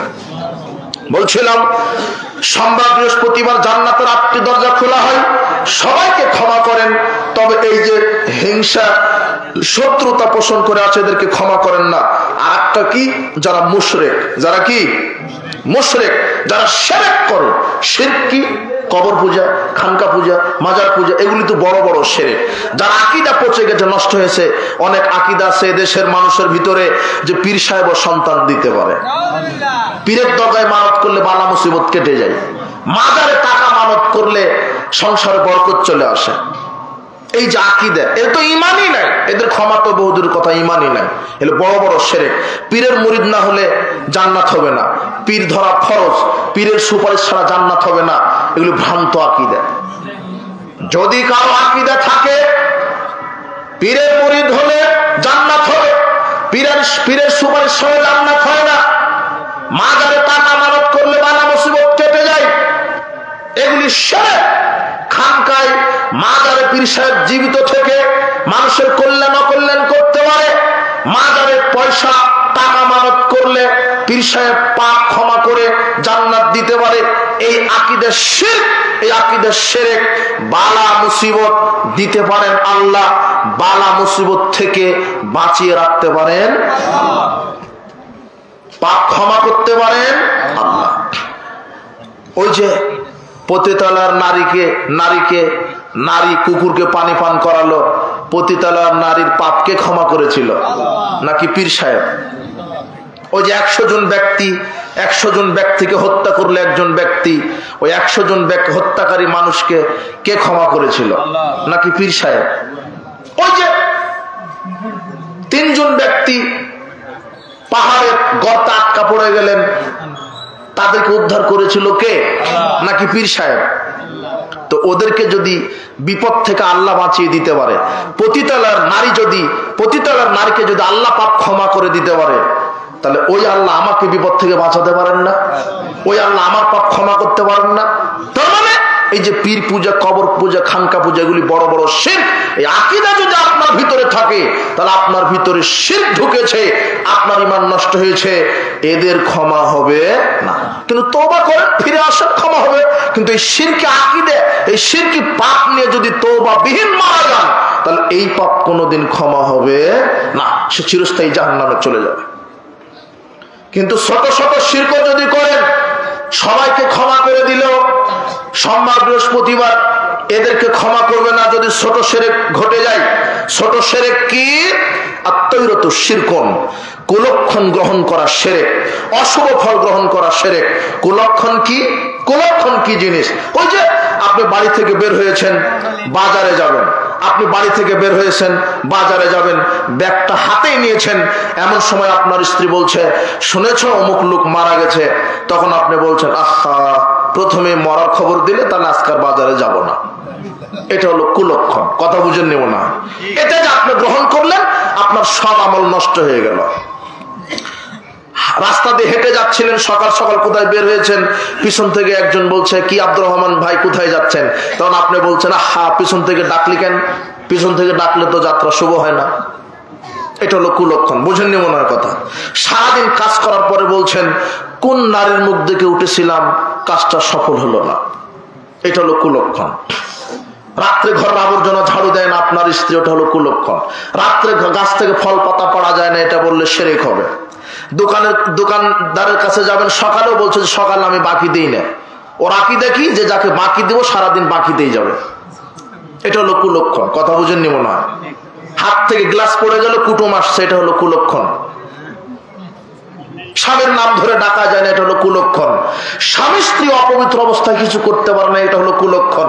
স্বামী স্ত্রী অপবিত্র অবস্থায় সালাত সিয়াম কোরআন তেলাওয়াত করবে না, এছাড়া ভাত রান্না করবে, তরকারি রান্না করবে, ব্যবসা করবে, চাকরি করবে, ক্ষেত কৃষি করবে, সবই করবে। যদি বলে যে করতে পারে না তাহলে এটা কুলক্ষণ, শিরক হবে। কথা বুঝেননি? আপনি দুটা কলা খাচ্ছিলেন জমজ, আপনার স্ত্রী বলছে তুমি খাও না, ওর দাদাকে দাও। মানে ওর দাদার আর বাচ্চা হওয়ার সম্ভাবনা নাই, ক্ষমতা নাই, আপনি খেলে আপনার স্ত্রী নাকি দুটা বাচ্চা হবে। কি আকীদা? এটা হলো কুলক্ষণ। কথা বুঝেননি মনে হয়? ঠিক ঠিক করছে, বলছে যে কথা ঠিক, এটা হলো কুলক্ষণ। আর সমাজে যতই বুড়ি টাইপের লোক দেখবেন, এই নানি দাদি, এরা হলো এক একটা শিরকের ফ্যাক্টরি, এক একটা যত ভ্রান্ত আকীদা এরা হলো ডেলিভারি দেয়। আর যত মুরব্বী আছে সমাজে এরা হলো এক একটা বেদাতের ডিলারশিপ। এরা বলবে যে বাপ দাদা থেকে করে আসছি, হ্যাঁ তোরা বেশি বুঝিস, তোরা ফেতনাবাজ, এই সেই। কথা বুঝেননি? এইভাবে ওরাই ফেতনা বাঁধায় সমাজে। বলছিলাম শিরকের পাপ থেকে বিরত থাকবেন। আর একটা কথা ছুটে গেল, তাবিজ ঝুলানো বড় শিরক। আর একটা কথা ছুটে গেল, তাবিজ ঝুলানো বড় শিরক। কেউ যদি তাবিজ ঝুলাই তাহলে সে শিরক করলো। রাসূল সাল্লাল্লাহু আলাইহি ওয়াসাল্লামের কাছে 9-10 জন ব্যক্তি এসে বললেন আমরা ইসলাম কবুল করতে চাই। তিনি 9 জনকে ইসলাম কবুল করিয়ে দিলেন, একজনকে দিলেন না। সাহাবীগণ অভিযোগ করলেন, আল্লাহর নবী আপনি একজনকে ইসলাম কবুল করালেন না কেন? তখন তিনি বললেন, শোনো, ইন্না আলাইহি তামিমা, এই ব্যক্তির দেহের শরীরের ভিতরে তাবিজ আছে। ফাতখালায়াদু ফাকাতাহা, লোকটি হাত দেহের মধ্যে দিয়ে তাবিজটা ছিঁড়ে ফেলিয়ে দিলেন। ফাবায়াহু, এরপরে রাসূল সাল্লাল্লাহু আলাইহি ওয়াসাল্লাম তাকে ইসলাম কবুল করালেন। এরপরে তিনি বললেন, মান আলাকা তামিমা ফাকাদ আশরাকা, যে ব্যক্তি তাবিজ ঝুলালো সে শিরক করলো। তাবিজ ঝুলানো কি? শিরক। তাবিজ শরীরে থাকা অবস্থায় লোকটা মুসলমানই হতে পারলো না। কথা বুঝেননি মনে হয়? তাবিজ শরীরে থাকা অবস্থায় লোকটা মুসলমানই হতে পারলো না, অথচ বাংলাদেশের বড় বড় হুজুরেরা ইমামতিও করে, তাবিজও বিক্রি করে। ওরা মুসলমানই না, বহুদূরের কথা। হাজী সাহেব মক্কা থেকে হজ করতে কোমরে হাতে তাবিজ নিয়ে, ও মুসলমানই না, তাবিজ তো হজ তো বহুদূরের কথা। আগে আমরা ইমান ভঙ্গের কারণ আলোচনা করতাম, এখন আর সাহস পাই না। কেন জানেন? মানে ইমান থাকলে না ভাঙবে, কিন্তু এখন ইমানই নাই। দেখি মানুষের ভিতরে ইমানই নাই, ভাঙবে কি? আমি যদি আপনাকে বলি যে আপনার অজু নষ্ট হয়ে গেছে, এখন আপনি বলবেন কি বলছেন মৌলানা সাহেব, আমি তো অজুই করিনি, ভাঙলো কখন? অজু করলে তো ভাঙবে। তখন আমি ইমান ভঙ্গের আলোচনা করছি, 1.5 ঘন্টা বক্তব্য দেওয়ার পরে বলছে হুজুর সবার আকীদা আল্লাহ নিরাকার, সবাই তাবিজের উপরে বিশ্বাসী। আমি চিন্তা সর্বনাশ, কি বললাম এতক্ষণ? আমি কি বললাম? ইমান ভাঙার আলোচনা করলাম, কিন্তু এত তো ইমানই নাই, ভাঙবে কখন এদের? কথা বুঝেননি? এক হাজী সাহেব আরাফার ময়দানে 2 হাত তুলে এইভাবে দোয়া করছে। যখন এভাবে দোয়া করছে, এই জায়গাতে তামার মালা ঝুলানো আছে, এই জায়গাতে, আর এখানে তাবিজ। কথা বুঝেননি মনে হয়? তাহলে কি হলো? হাজী সাহেব মদিনায় গিয়ে রাসূল সাল্লাল্লাহু আলাইহি ওয়াসাল্লামের উসিলায় দোয়া চাচ্ছে। পৃথিবীতে কোন নবী, মৃত নবীর উসিলাতে দোয়া করা শিরক। যদি নবীর কবরে গিয়ে বলেন, মুহাম্মদ সাল্লাল্লাহু আলাইহি ওয়াসাল্লাম কবরে গিয়ে বলেন ইয়া মুহাম্মদ আপনি আমাকে সুপারিশ করেন, তাহলে শিরক হবে। বলতে হবে এইভাবে, আল্লাহ তুমি আমার তাকদিরে মুহাম্মদ সাল্লাল্লাহু আলাইহি ওয়াসাল্লামের সুপারিশ কি করো, নসিব করে দাও। কার কাছে সুপারিশ চাইতে হবে? কথা বুঝেননি মনে হয়? আকীদাকে সাফ করেন। যারা এভাবে শিরকের সাথে জড়িত, যারা বলে আল্লাহ নিরাকার, জি না, আল্লাহর আকার আছে। আল্লাহ নিজের পরিচয় নিজে দিচ্ছেন।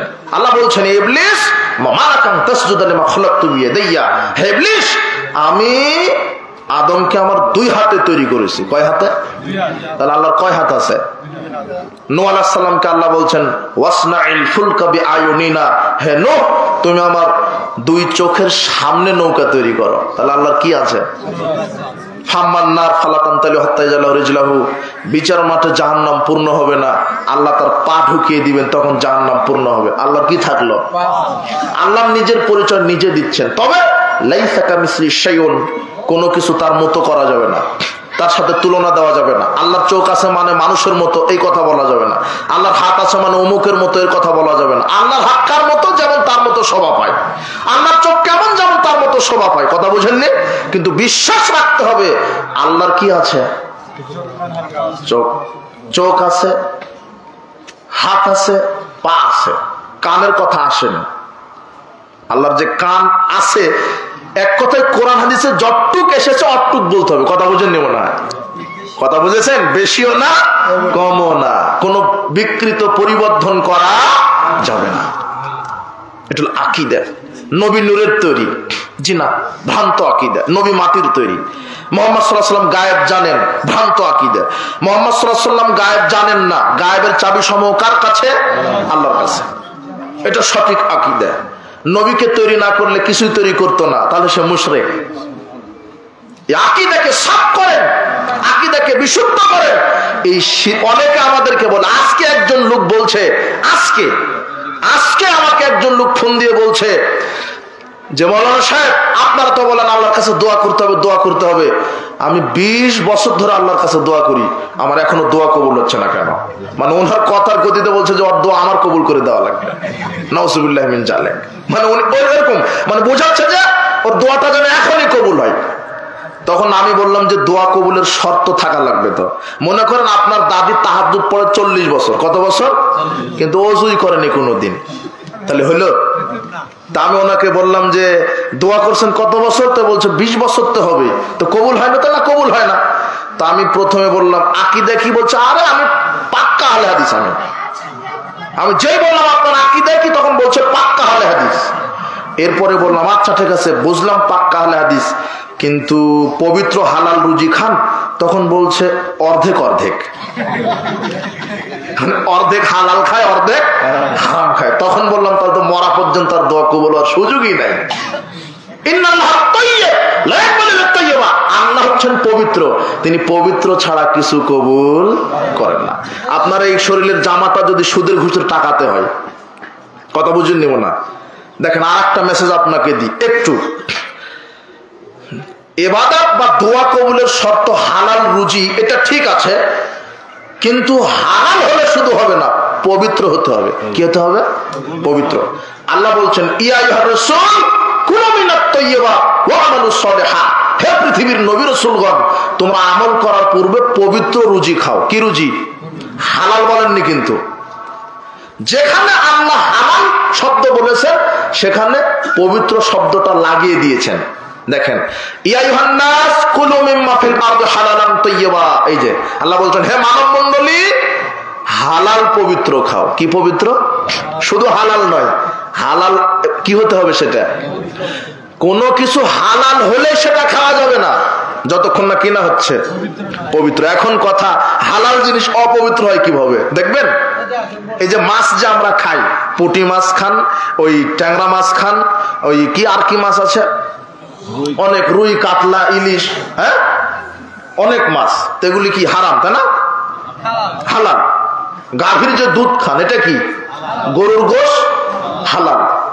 আপনি আজকে এই নগা শহরে সকালে ফজর সালাত আদায় করে বের হয়েছেন, এক মুসল্লি বলছে যে নগাতে পদ্মা নদীর ইলিশ উঠেছে, টাটকা ইলিশ।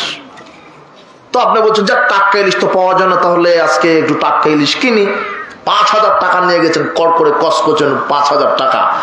বলছেন যে আপনাকে 2 কেজি দেন, তো 2 কেজি দিল, ইলিশ হালাল, কিন্তু ওই টাকাটা যদি ঘুষের অথবা সুদের হয় তাহলে ইলিশ হলো অপবিত্র। না, কথা বুঝেননি মনে হয়? কথা কি বুঝতে পারলেন আমার?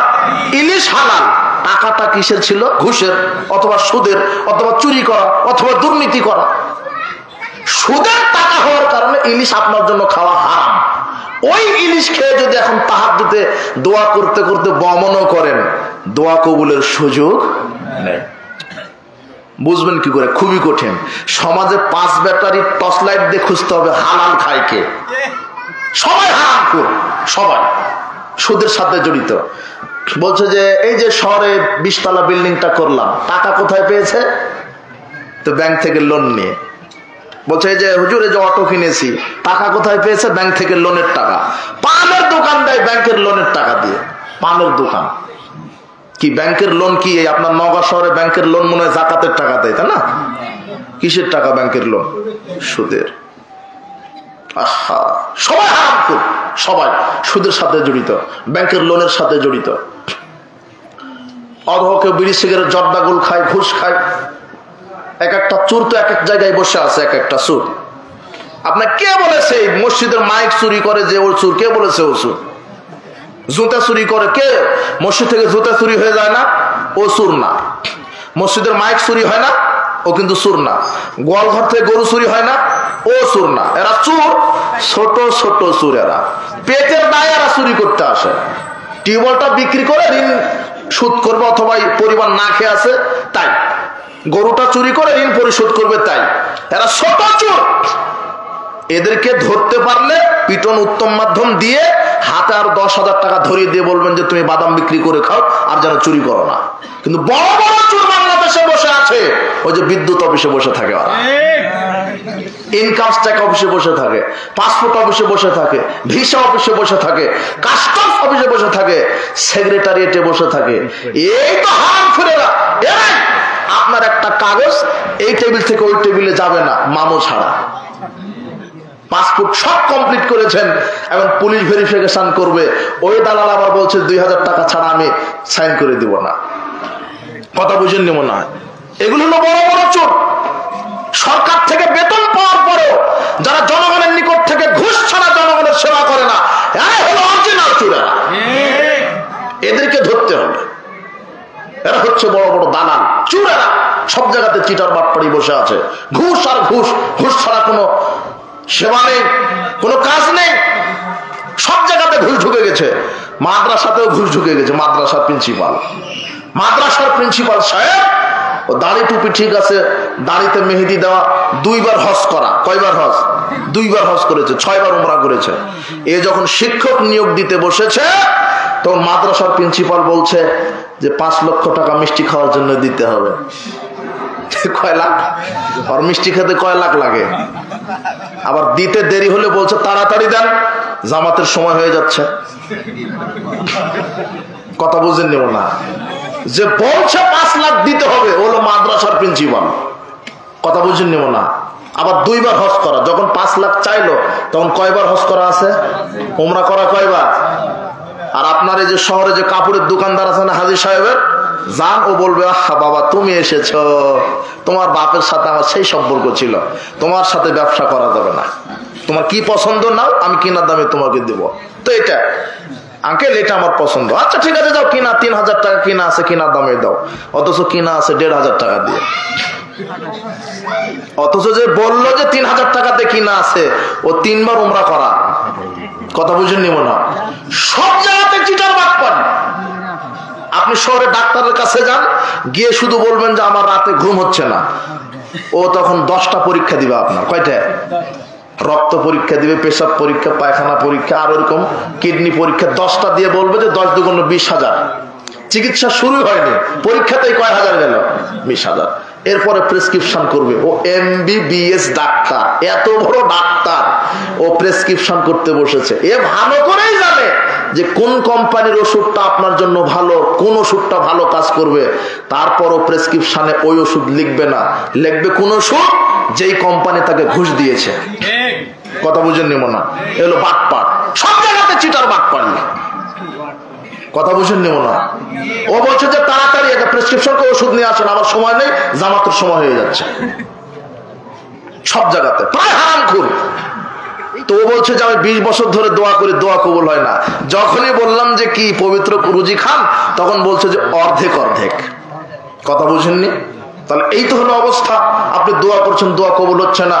দোয়া কবুলের শর্ত কি? আকীদা বিশুদ্ধ হতে হবে। কি হতে হবে? এরপরে তরিকা শুদ্ধ হতে হবে। 3 নম্বর ইখলাস ঠিক থাকতে হবে। 4 নম্বর হালাল পবিত্র রুজি হতে হবে।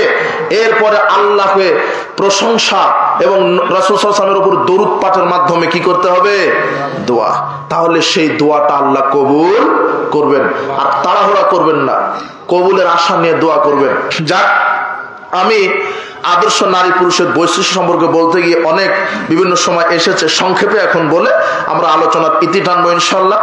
যদিও ঠান্ডা একটু পড়ে গেছে আর অসুস্থতা বোধ করছি। বিষয় হচ্ছে যে এখানে কথা যে আদর্শ নারী পুরুষের বৈশিষ্ট্য আমি কোন জায়গাতে নিয়ে গেলাম, যে সিয়াম পালনকারী তারা হবে, তাই না? তাহলে এই যে সিয়াম, আর এখন শাবান মাস চলছে, কি মাস? রাসূল সাল্লাল্লাহু শাবান মাস, প্রায় পুরো শাবানটায় দুই একটা কানের নাকের জিনিস দিছে, ওই মিজানো প্রধান বছর কিছু দিবে না মা বোনেরা শুনো। আচ্ছা আচ্ছা আচ্ছা, মা বোনেরা আসে না, চলে গেছে, আমার তো জানা নাই। ও মা বোনেরা অনেক দান করেছে, দানের ব্যাপারে মিজান ভাই অনেক কথা বলছে অনেক।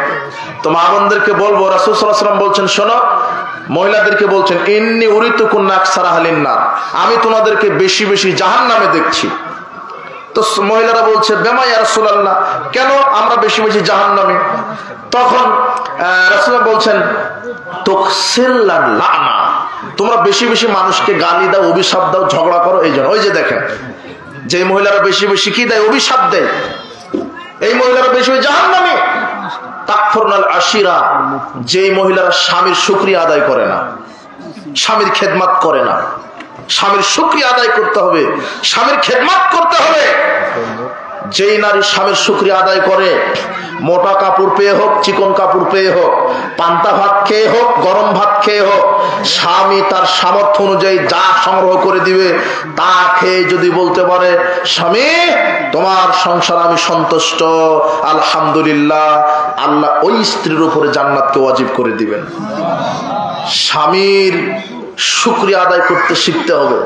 অনেক স্ত্রী স্বামীকে শুধু খোঁচায়, তুমি কি ফকিরউদ্দিন মোল্লা, তোমার কিছু নেই, তোমার বন্ধু কি করলো, এসি ডিসি ফ্রিজ সব করে নিয়েছে, তুমি কি করলে? কিন্তু ওর বন্ধু কিন্তু সব করেছে ব্যাংক থেকে লোন নিয়ে। কথা বুঝেন নিব না? হালাল খান। একজন নারী একজন পুরুষকে ভালো করে দিতে পারে, একজন নারী একজন পুরুষকে তার স্বামীকে খারাপ বানাতে পারে।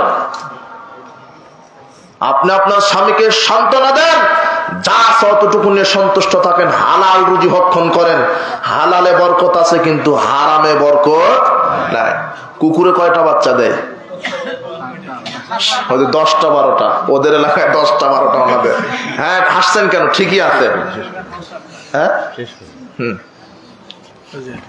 কিন্তু কি কুকুর হারাম, তাই জন্য বরকত নাই, তাই না? আর গরু, গরু হালাল না, গরু বরকত আছে। এটা কে দিছে?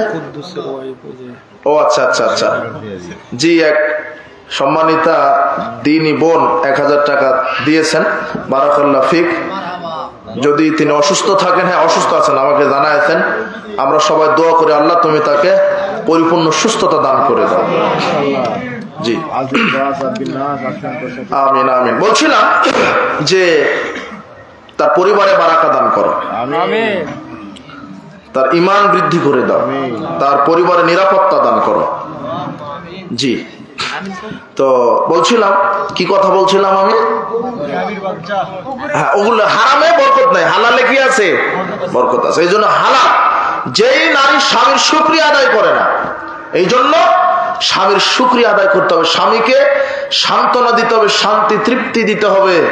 রাসূল সাল্লাল্লাহু আলাইহি ওয়াসাল্লাম বলছেন, সময় সংকীর্ণ, এটা বলে, আর আদর্শ পরিবার গঠন করতে আদর্শ নারী পুরুষ দরকার, ঠিক আছে না? আদর্শ, নিজেদের আদর্শ হতে হবে। তারা সিয়াম রাখবে, তারা লজ্জাস্থানের হেফাজত করবে, তারা দান সদকা করবে, দানের সদকা করবে, এগুলো আদর্শ। এবং প্রত্যেকটা নারী পুরুষ দায়িত্বশীল, সে তার পরিবারের উপরে দায়িত্বশীল, তার সন্তানের উপরে দায়িত্বশীল। আপনার সন্তানকে আপনি কি শিক্ষা দিচ্ছেন? আপনি আপনার ছেলে মেয়েকে মক্তবে ভর্তি করে দিবেন। কোথায়? মক্তব। এই যেখানে মারকাজুস সালাফি নাই, এখানে পড়াবেন। এখানে ভর্তি করে দিলে কি শিখবে? খাওয়ার শুরুতে বিসমিল্লাহ বলতে হয়, এটা শিখবে। খাওয়ার শেষে আলহামদুলিল্লাহ বলতে হয়। ঘুমানোর পূর্বে আল্লাহুম্মা বিসমিকা আমুতু আহইয়া দোয়া বলতে হয়। বাড়ি থেকে বের হওয়ার সময় বিসমিল্লাহে তাওয়াক্কালতু লা হাওলা ওয়ালা কুওয়াতা ইল্লা বিল্লাহ এটা বলতে হয়। টয়লেটে প্রবেশের সময় এইটা বলতে হয়। বের হওয়ার পরে এটা বলতে হয়। অমুককে এইভাবে সালাম দিতে হয়। পিতামাতা মারা গেলে এই দোয়া বলতে হয়। পিতামাতার জন্য রব্বির হামহুমা কামা রব্বানিস সাগীরা এই দোয়া বলতে হয়। পিতামাতা মারা গেলে এই দোয়া বলতে হয়। এইভাবে এগুলি শিখবে। কিন্তু আপনি ভর্তি করে দিয়েছেন আপনার ছেলেকে নার্সারিতে। কোথায়? কেজি এখন বের হয়েছে। কেজি কি বের হয়েছে? কেজি, কিন্ডার গার্ডেন, প্লে গ্রুপ, এগুলো বের হয়নি। এখন আবার প্রত্যেকটা বাচ্চার সাথে মা ফ্রি, ওদেরকেও যাওয়া লাগে। ওদের জন্য আলাদা বেঞ্চ, চেয়ার, টেবিল। ওর কিন্ডার গার্ডেনের যে টিচার, ও বলছে যে ভাবি এসেছেন, বসেন। ও বাচ্চার সাথে আধা ঘন্টা ক্লাস করে, বাচ্চার মায়ের সাথে আধা ঘন্টা ক্লাস করে। কথা বুঝেননি মনে হয়? তোকে কি শিক্ষা দিচ্ছেন ওখানে?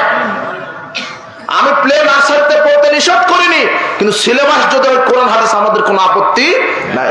কারণ আপনার ছেলেটা নার্সারিতে ভর্তি করছেন, ওখান থেকে তো সে পড়বে, শিখবে। কিন্তু প্রথমেই যদি নাস্তিক কবরের শিক্ষা শিখে তো নাস্তিক হয়ে বের হবে। কিন্তু আল্লাহর শিক্ষা, আল্লাহর নামে শিখতে হবে। যেই শিক্ষা অর্জন করলে আল্লাহর পরিচয় জানা যায়, রাসূল সম্পর্কে জানা যায়, কিয়ামত সম্পর্কে জানা যায়, এই শিক্ষা দেন। আপনার ছেলে যদি সৎ হয়, তাহলে এই সৎ ছেলে যখন দোয়া করবে, আল্লাহ বলবে শোনো, তোমাদেরকে জান্নাতুল ফেরদাউস দান করেছি তোমাদের সন্তানের দোয়ার বদৌলতে। এমন সন্তান রেখে যান। তো যাক, আর কি বলতে চাইলাম এটা, বারাকাল্লাহ ফিকুম। আদর্শ পরিবার গঠনে আদর্শ নারী পুরুষ হতে হবে।